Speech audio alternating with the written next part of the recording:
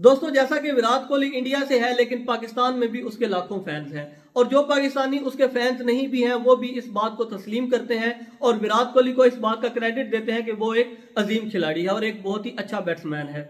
इसी तरह बाज़ औक़ात आपका मुखालिफ इतना टैलेंटेड, इतना काबिल होता है कि आप शदीद मुखालफत के बावजूद भी उसकी रिस्पेक्ट करने पर, उसकी तारीफ करने पर मजबूर हो जाते हैं।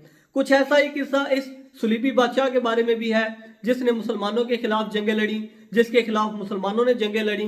लेकिन जब ये बीमार हुआ तो सुल्तान सलाहुद्दीन अय्यूबी ने अपने जाती मुआलिज, अपने जाती डॉक्टर्स इसके इलाज के लिए भेजे और फिर बाद में खुद भी इसके इलाज के लिए गए। दोस्तों, बात हो रही है बाल्डविन चहारम की, जिसे बाल्डविन द लेपर किंग भी कहा जाता है। यूट्यूब पर आपने अक्सर इस मास्क वाले इंसान की वीडियोस देखी होंगी। ये वही बाल्डविन चहारम है जिसके बारे में हम आज की वीडियो में बात करेंगे। तो आइए आज की वीडियो शुरू करते हैं। दोस्तों, मैं हूं अरसलान शाही और आप देख रहे हैं तारीख दान अरसलान। दोस्तों, बाल्डविन चहारम 1161 में मुमलिकत यरूशलेम के बादशाह अमालरिक के यहाँ पैदा हुआ। ये एक ही बेटा था तो अपने बाप के बाद मुमलिकत यरूशलेम का बादशाह इसने ही बनना था, ये नहीं कि ये यरूशलेम का वली अहद था। अमालरिक ने अपने बेटे को arch bishop William of tyre के पास भेज दिया कि वो इसकी तालीम तरबियत कर सके। जब बाल्डविन 9 साल का हुआ तो एक दिन उसके उस्ताद ने देखा कि जब तमाम बच्चे आपस में खेल रहे होते हैं तो चोट आने पर बच्चे रोते हैं, लेकिन बाल्डविन के केस में ऐसा नहीं था। बाल्डविन दर्द का इजहार नहीं कर रहा था और ये एक तशवीशनाक बात थी क्योंकि ये एक बहुत ही बुरी बीमारी का निशान था। ये एक ऐसी बुरी बीमारी का निशान था जिसका उस वक्त तक कोई इलाज दरियाफ्त नहीं हुआ था। आर्च बिशप विलियम ने फौरन अमालरिक को यह बात बताई और जब बाल्डविन का टेस्ट किया गया तो पता चला कि बाल्डविन को लेप्रोसी है। लेप्रोसी को उर्दू में जज़ाम कहते हैं और ये एक बहुत ही बुरी बीमारी है। इसमें इंसान का जिस्म गलना सड़ना शुरू हो जाता है। आप इंटरनेट पर उसकी तस्वीर देख सकते हैं। मेरा तो हौसला नहीं पड़ा कि मैं तस्वीर इस वीडियो में ऐड कर सकूं कि वो बीमारी किस तरह की होती है।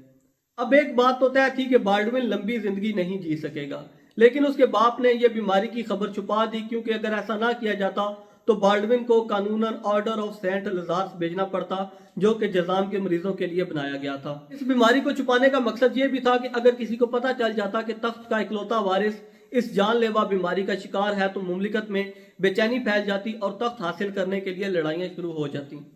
1174 में बाल्डविन का बाप अमालरिक सुल्तान नूरुद्दीन जंगी के खिलाफ एक कैंपेन से वापस आया तो बीमार हो गया और चंद ही दिन बाद मर गया। बाल्डविन उस वक्त 13 साल का था। बाल्डविन को बादशाह बना दिया गया। बाल्डविन एक काबिल और ज़हीन इंसान था। बीमारी की वजह से उसका एक हाथ काम नहीं करता था, मगर उसने सिर्फ एक हाथ से ही घोड़ा भगाना सीख लिया था और उसी एक हाथ से वो तलवार भी चला लेता था। उसने अपनी बीमारी को अपनी कमजोरी नहीं बनने दिया था।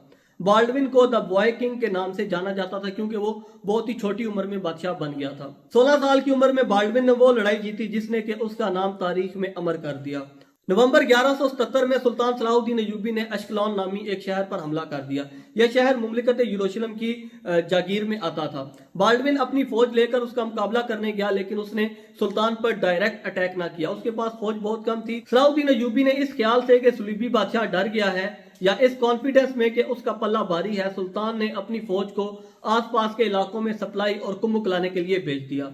सुल्तान की फौज को बिखरते देखकर बाल्डविन ने हमला कर दिया। जैसा कि मैंने अर्ज की कि सुल्तान सलाहुद्दीन अय्यूबी का ख्याल था कि बाल्डविन हमला करने की जुर्रत नहीं करेगा, मगर बाल्डविन ने ना सिर्फ हमला किया बल्कि इतना शदीद हमला किया कि इब्ने असीर के मुताबिक नाइट टेम्पलर्स का एक ग्रुप सुल्तान तक पहुंच गया था।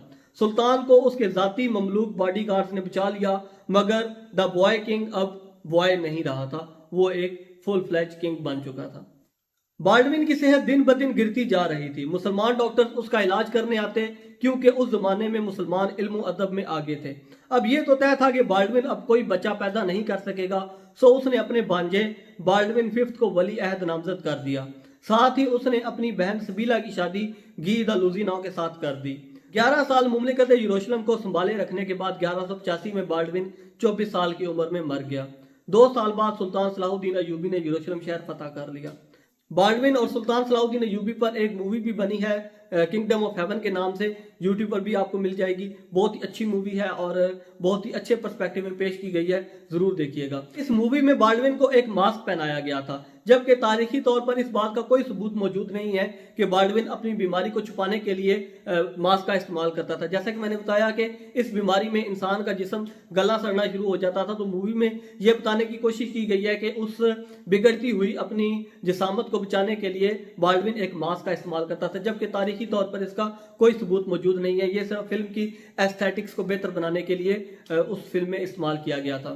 बाल्डविन और सुल्तान सलाहुद्दीन अय्यूबी एक दूसरे के जानी दुश्मन होने के बावजूद एक दूसरे की बहुत ज्यादा रिस्पेक्ट भी करते थे, और इन दोनों में जो म्यूचुअल रिस्पेक्ट थी ऐसी बहुत ही कम बादशाहों में या बहुत ही कम मुखालफिन में देखने को मिलती है। बाल्डविन एक असूल पसंद बादशाह था। जब उसके एक जर्नैल रेनॉल्ड दी शैटियन ने एक मुसलमान काफिले पर हमला किया और उस मुसलमान काफिले में सुल्तान सलाहुद्दीन अय्यूबी की बहन भी सफर कर रही थी, तो सुल्तान सलाहुद्दीन अय्यूबी ने बदले में उसके शहर किराक पर हमला कर दिया। लेकिन जब बाल्डविन को इस बात को पता चला तो उसने सुल्तान सलाहुद्दीन अय्यूबी को इस बात की यकीन दहानी कराई कि वो रेनॉल्ड दी शैटियन को सजा देगा और सुल्तान अपनी फौज वापस ले जाए।